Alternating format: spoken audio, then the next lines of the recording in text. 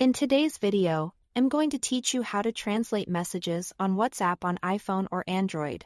By the end, you will know exactly how to translate any message right inside the app without copying text into another tool.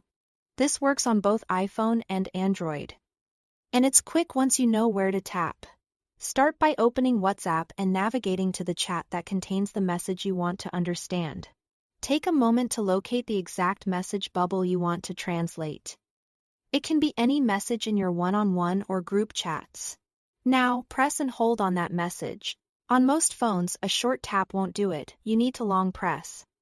Also known as tap and hold until you see a small menu or toolbar appear. You might feel a slight vibration or see the message become highlighted to confirm the long press worked. From the menu that appears, tap More and then choose Translate. Depending on your device, this menu might show up near the message or at the top of the screen. But the option you are looking for is the same. More, then Translate. If you don't immediately see Translate, look carefully in the expanded options. Sometimes it's just one extra tap away under More.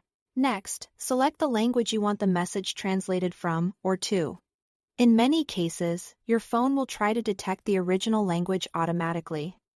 But you can adjust it if the detection isn't accurate.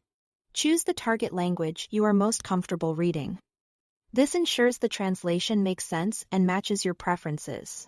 Once you confirm your choice, you will see both versions, the original message and the translated message displayed clearly so you can compare them. This side-by-side view is helpful if you are learning a new language or want to double-check context and tone. If you see a small arrow next to a language, tap it to download the language pack.